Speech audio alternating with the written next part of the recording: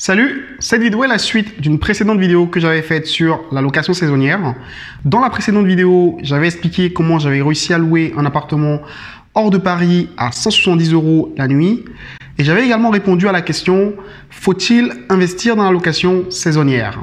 Dans cette vidéo, nous allons voir comment rentabiliser sa location saisonnière et comment louer son appartement jusqu'à 3 fois le prix standard. La première astuce pour rentabiliser une location saisonnière est de facturer un prix à la nuit suivant le nombre de personnes. J'ai découvert cette astuce après avoir loué moi-même une maison pour mon anniversaire en 2018.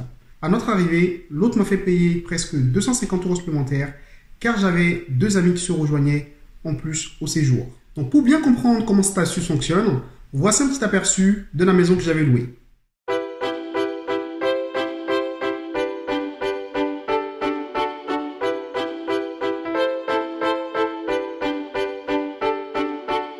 C'est une très grande maison qui pouvait accueillir jusqu'à 10 personnes.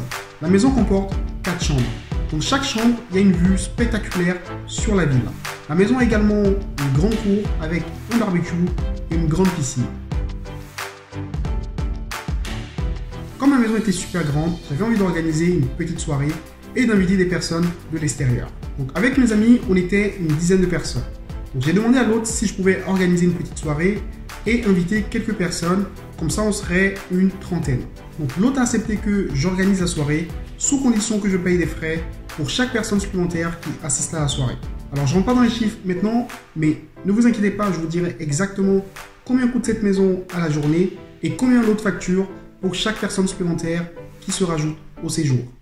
La deuxième astuce pour rentabiliser sa location saisonnière, c'est de pratiquer des prix différents suivant les saisons. Généralement, il y a 3 saisons. Il y a la saison basse. Donc, dans la saison basse, il y a très peu de demandes, il y a très peu de touristes et il y a beaucoup d'offres sur le marché. Dans cette saison-là, malheureusement, on ne peut pas pratiquer un prix très élevé, sinon vous n'allez pas louer votre appartement. Ensuite, on va avoir la mi-saison. Dans la mi-saison, le tourisme commence à reprendre petit à petit. On commence à avoir des demandes d'étrangers. Enfin, on va voir la haute saison. Donc, dans la haute saison, il y a beaucoup de demandes, il y a beaucoup de touristes et généralement, il va y avoir pas suffisamment d'offres sur le marché pour satisfaire la demande. Si vous pratiquez le même prix sur toutes les saisons, alors vous perdez forcément de l'argent. L'idéal, c'est d'avoir un prix de base pour la basse saison et de réajuster à la hausse pour la mi-saison et pour la haute saison. Personnellement, j'ai un prix de base pour la saison basse et pour la mi-saison, suivant la location du bien, je vais rajouter entre 10 et 15%. Et pour la haute saison, je vais rajouter entre 20 et 30%. Je vous recommande donc de faire la même chose.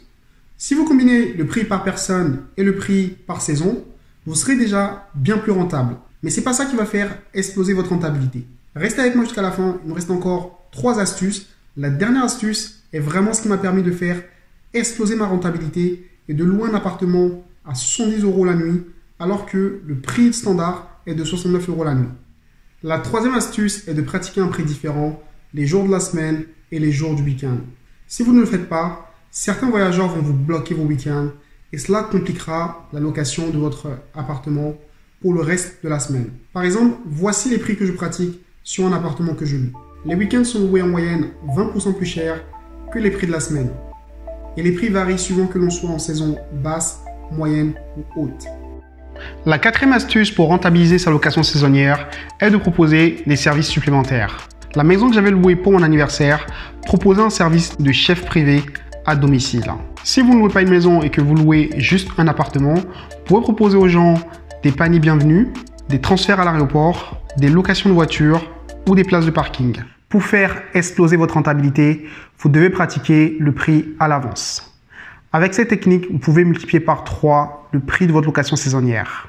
C'est une technique qui est très souvent utilisée par les hôtels, mais qui est négligée par les loueurs meublés. Plus une date sera éloignée dans le temps, plus l'appartement sera au prix le plus élevé que vous souhaitez obtenir. Plus la date va se rapprocher dans le temps, plus l'appartement sera à un prix bas pour permettre de louer l'appartement rapidement. Donc une date dans la même saison peut avoir différents prix. Beaucoup de personnes pensent que quand elles réservent à l'avance, elles font des économies. C'est complètement faux. Et c'est justement la raison pour laquelle cette technique fonctionne.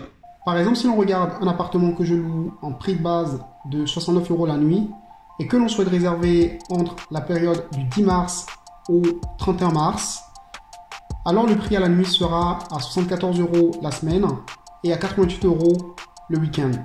Donc imaginons qu'une personne souhaite réserver le week-end du 13 au 14 mars et qu'on est le 6 février, alors la personne payera 88 € par nuit. Si par contre on était le 8 mars et que la personne souhaite réserver toujours le même week-end du 13 au 14 mars, alors la personne paiera seulement 73 € la nuit. Donc voici comment je procède. Donc j'ai un tableau avec des niveaux de prix par saison. Pour chaque saison, j'ai des prix à la semaine et le week-end.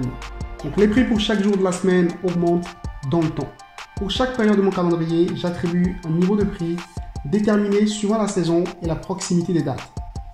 Donc c'est ce qui fait que quelqu'un qui souhaite réserver l'appartement pour le week-end du 13 mars au 14 mars payera 88 € si on est le 6 février, alors que si on était le 8 mars, la personne ne payera seulement que 73 €. Et bien sûr, à ces prix, il faut rajouter entre 15 à 20 € supplémentaires pour chaque personne excédant 2 personnes pour la réservation. Donc chaque personne supplémentaire au-delà de 2 personnes paye 15 €, 20 € suivant la saison et la localisation de l'appartement. La technique que nous venons de voir fonctionne également car beaucoup de loueurs n'ouvrent pas leur date à l'avance. Quelqu'un qui regarde donc un appartement dans la même zone que notre appartement n'a donc pas beaucoup d'options. Cette personne se retrouve donc souvent à réserver notre appartement car c'est l'une des rares options disponibles. Une dernière astuce est de pratiquer un prix fort pour les nuits isolées de votre calendrier. Si vous avez une nuit vide entre 2 réservations, il vaut mieux louer la nuit à un prix le plus élevé et raisonnable possible. La raison pour laquelle vous devez louer les nuits isolées à un prix élevé, c'est tout simplement pour éviter les fêtards. L'autre raison pour laquelle vous devez louer vos nuits vides à un prix élevé est pour éviter d'attirer des clients qui n'ont pas d'argent et qui vont vous prendre la tête. L'expérience montre qu'un client qui paye un prix bas pour un appartement n'a malheureusement pas conscience de la valeur de l'appartement et va vous demander des services beaucoup plus grands que le prix qu'il a payé. Vous allez vous retrouver par exemple avec des clients qui vont payer un appartement à 60 € la nuit, mais qui vont vouloir un service digne d'un hôtel 5 étoiles. Donc évitez à tout prix ces clients, les fêtards et les clients bas de gamme. Comme promis en début de vidéo, voici les chiffres pour la maison louée pour mon anniversaire. Donc la maison coûte 700 € à la journée. Pour chaque personne supplémentaire, il faut compter 80 € à la journée. Pour le service supplémentaire de chef privé, il faut compter en moyenne 60 € par personne. Donc c'est quand même très raisonnable pour une maison de cette taille et pour le service offert. Donc nous voilà à la fin de la vidéo. J'espère que vous l'avez aimé. Si vous l'avez aimé, mettez-moi un petit like. Si vous ne l'avez pas aimé, mettez-moi un petit like quand même. C'est gratuit. Je compte sur vous. Laissez-moi un commentaire. Je vous dis à la prochaine. Ciao.